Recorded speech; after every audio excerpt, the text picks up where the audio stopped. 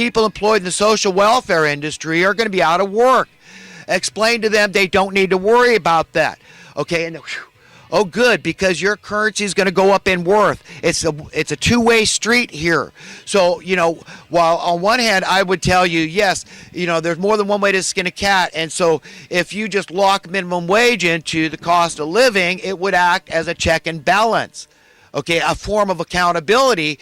And then the business interests say, well, wait a minute, I don't want you to be raising your rent, because what it's going to mean is drives the cost of living up for this minimum wage worker, and that's tied in by law, okay, as a mandate. You see how that would act as a check and balance? Let's not play stupid, folks. I can't be smarter than everybody else out there, but often I feel like I am, because I'm saying stuff I'm not hearing anyone say. So I've got to say it. As a friend, as a brother, okay, as a child of God that just gives a crap, that loves his fellow man, that wants the best. I want to be free. And I know the only way that's ever going to happen is if you're free. That we all start turning this thing around as a collective. God created you just a little lower than the angels, and me and all of us. We've got big shoes to fill. We've got to get it. We've got to attack this problem head on. Take the bull by the horns. Okay, and we've got to just race into battle and explain to people with a good, clean, pure heart. And we've got to say, look, I don't want you to get hurt. And here's why you're not going to get hurt, even if you're status quo.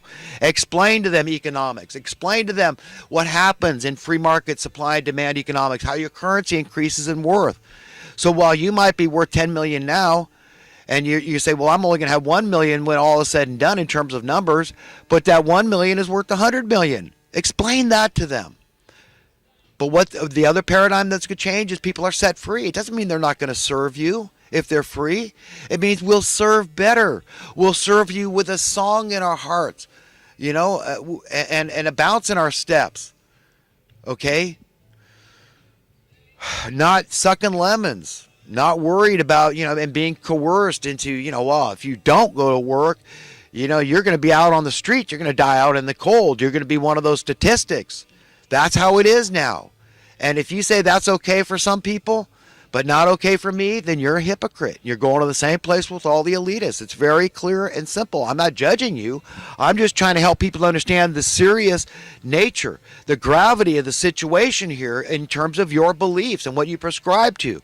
You don't have to explain them to me or to anybody else, but you will explain them to the Most High God, the one and only Creator God, the one that owns you. That's the paradigm. There's nothing you can do to get away from it. That's reality. You're owned. I'm owned. We're all owned. And he is the giver of all capital. So in terms of capitalism, who gave us the capital? Who put the timber out there in the forest? Who put the fish in the sea? Who put the fruit on the trees? So we don't need anybody. The capital is there. So at the end of the day, capital is a subject. We'll serve each other because we have an instinct, a nature to not want to be decadent and self-serving lazy slobs.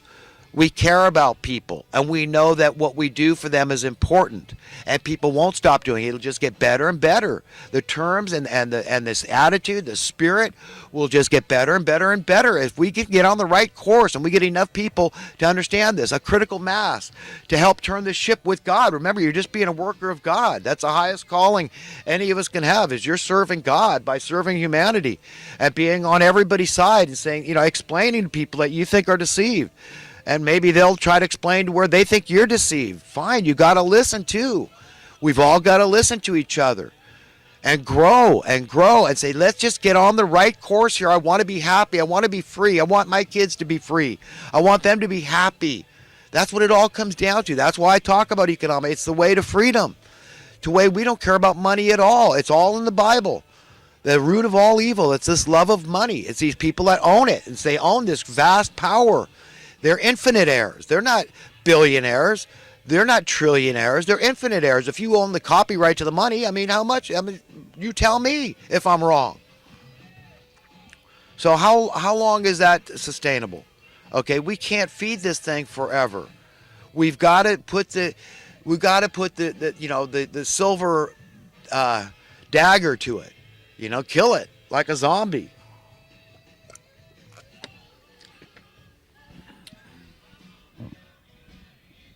And it is going to be painful. It'll be like pulling off a bandage. But we've somewhere along the line, people are going to get it. They got to say, look, I'm going to sacrifice, but I'm understanding. I'm understanding that my currency is going to be worth more too. In fact, as a landscape and a self-employed gardener, I'm already delighting in the idea that, wow, if I see my cost of living go down in some significant way, you know what? Instead of me just hoarding all that, I'm going to say, you know what? I'll pass it on. I'll be more inclined to give more to charity. Maybe even I'll delight in lowering my cost for my service. Okay, that's a way our minds can start working. So this thing can turn around in a very logical, tangible way. Hell, minimum wage could be lowered. It's a two-way street. Even if it's lowered, you say, but my money's worth more. You don't care. It's worth more than it was when my wages were higher.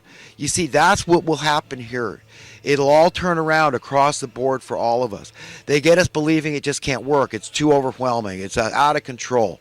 And we're just going to make sure you don't, all you people are delusional. All you on the Trump train, you're the ones that are going down in flames because you're haters, you're fascists, when really they're the ones that are acting that way. It's mad. It's like Satan has been unleashed, and he is pissed because he knows his time is short. It's all explained in your Bible. If you read your Bible, you understand this time was predicted, and it was bound to come. But it's been simmering for a long time, so I'm glad it's coming to a head, just like a really painful pimple I've had on my face ever since the assassination of JFK, at least. That's when all hell broke loose in this country. We had a coup, a money-printing coup, because he was going to eliminate the Federal Reserve. JFK was already issuing competing currency, and people were taking to it. So it was going to render the Federal Reserve entirely irrelevant. And you wonder what got him killed. You want to debate this issue. Okay, the power we're talking, the infinite heir thing with no accountability, no checks and balances. We got Congress, Senate, and the executive going along with this theft. We got Bill Clinton, the biggest quisling this nation ever saw, allowing the Glass-Steagall Act to expire. Okay? We get all this happening, and Bush out there, these terrorists, probably looks like somebody had whispered in here, something bad's going to happen. Don't worry, President, you don't know about it, but I'm just telling you something bad. So, that's what it looked like to me. Bill Clinton, no. I think that guy knew a lot more than he's letting us on to. I just have a hunch. Call it a hunch. Put him on, if I'm wrong, I'm wrong. Okay, sue me. Okay, but only if the FBI is willing to put him on a polygraph. Okay, so use the best. I want 10 polygraphs for that guy. I want different experts give me different opinions. Unbiased opinions here. Did he have any foreknowledge of the events of 9/11? That's the only question for him and Hillary. That's it. Because I got a strong suspicion it took years to plant those buildings for implosion.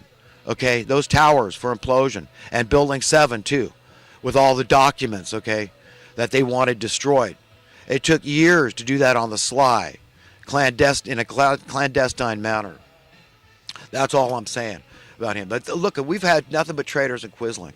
And so George Bush, 43, baby Bush saying, these terrorists hate us and just go out and spend money and invest and all this. So pumped up the causes, big boom investors. Oh, that's a green light. We have no more Glass-Steagall. He was aware of that this consumer protection regulation was taken away. So all these wolf-like, vulture-like bankster class out there, there's dog eat dog. They say, survival of the fittest. Jump on the bandwagon or else be swallowed up by this thing because we're coming to get you. We're going to dump all this money on the housing market. We're going to dramatically cause inflation in the housing and rents. And that's going to cause a chain reaction of inflation, and which is debasement of currency. That's all we're talking about here, is that we're going to make your currency worth a lot less, but it's going to work in our favor because our numbers are going to go up so dramatically more. And we're going to have more job security, too, by making you our slaves, by indebting people. You understand how this thing works? And so it's a boon to, crime is going to go up. So the criminal industrial complex benefits, social welfare industrial complex benefits because of more poverty. You understand? The real estate industrial complex, the landlord industrial complex, the lender industrial complex, the government industrial complex, which is fascist because when they work against the best interests of the people to benefit by higher taxes from property values, that's wrong. That's fascist. So, fascism is always wrong, and that's wrong for them to do that. So they're part of these collusive groups that benefit from the problems. The dubious warfare industrial complex, My God help us. God help us. You know, I'm one of these kind of guys. Like I said, I love offering my service to humanity for free. This is very important to me personally. You know, just like a guy that wants to do is, bent on, not hiring any landscapers and doing his own yard himself. It's all mine. It's all my artistry. Okay, it's my yard. I want to do it my way, and that's how I feel about my videos. I'm very selfish, and this is how I like it. It makes it very pure and easy. And I just hope, really that, in terms of my economic expertise, which I've got from self-research, from just being interested. I don't have any high-ranking degrees to speak of. I did have a 4-year California real estate license, 4 years opposed to 2, which means I had to take more schooling for that. But I'm not a stupid man. And when I want to learn something, I learn it. When I say, is there a solution to this problem, and I find that there is, and it's traumatic for me, I need to tell people. We need to understand this collective trauma is going to embrace everybody one way or another sooner or later with the internet age, the computer age. This is God working on humanity. This is the teachings of King Solomon coming to fruition. With much knowledge comes much grief. But it's better than burying your head in the sand and prescribing to the philosophy that ignorance is bliss. Ignorance is not bliss, but this is the kind of crap we've been trained to believe. Subconsciously it works on us. Remember, there's all these, these nuances that are working on us. Psychologically, that these people have imposed on us. So we've got to understand this how the thickness of this veil of darkness and how sneaky these people are, what they do to us. So this ignorance is bliss has foundations in the Bible, but it's antithetical to the Bible. So you've got to understand the only way, you need to be empowered with the knowledge to get it. I get it. I see it. It's traumatic. It's terrible. These people are Satanists a lot openly. They don't care what you know. They don't care that they've sold their conscience and that they want to extinguish 90% of the population to save the earth, right? These are the good guys, the climate warming, the climate change people, right? When science shows there's never been any constant, the earth's always been changing. So this is just utter rubbish, and yet they're feeding it like you're an idiot, you're a pseudo-intellect if you don't prescribe to what they say. Okay, I can't think of this guy, the climate hoax guy that's always on the Alex Jones show. But, he's doing a lot for this cause to expose the madness of this thing. But these are the kind of people, remember. But, what I do for people, in terms of bringing some understanding to economics is priceless to me. You can't stop me from doing it. I'm utterly compelled to do it. It gives me a great source of joy, and it's an outlet, a vent for the frustration I feel when I got to hear the mainstream media lie all day. They lie about the crowds at the Trump event. It was as big as Obama, maybe slightly less. The honest experts say. But they were showing photos from early in the day saying, wow, how few people showed up to this Trump inauguration, how little interest there is, how Hillary's won the popular vote. Now Trump's calling her bluff on that. Good for Trump. Good. Show all the illegal immigrants that voted, or undocumented workers, I'm sorry to be polite, and all the dead people that voted. Get Bev Harris in front of a congressional review and see what she has to say about fraction magic and all this trickery that George Soros-like groups that own a lot of these machines have been involved in. And she's a liberal Democrat, by the way, Bev Harris, but she is an honest woman, okay, and she just wants the truth to be the rule of the day. The reality to be the rule of the day. Oh, she's a bad woman, isn't she?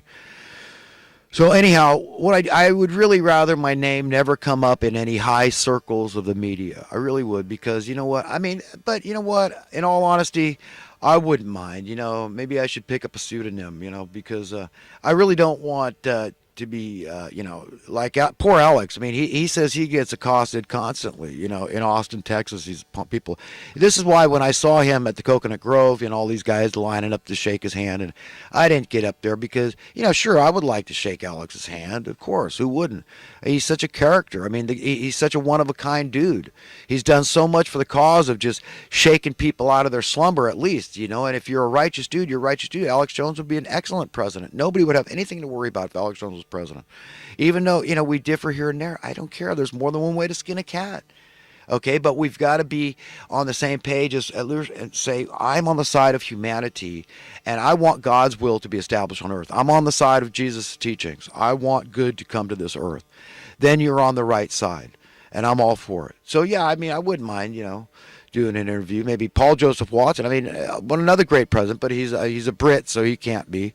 Alex's crew, almost everybody, the women on the crew, McAdoo and Margaret Howell. I mean, oh gosh, what's her name? Ford, Ms. Ford. She'd be an excellent candidate for president. So Ashley Beckford, that's her name. But you know what? Our problems are fixable. And always remember, the biggest lie is that we simply can't get along together. That's what they need us to believe. Just keep believing that alone, that we have to be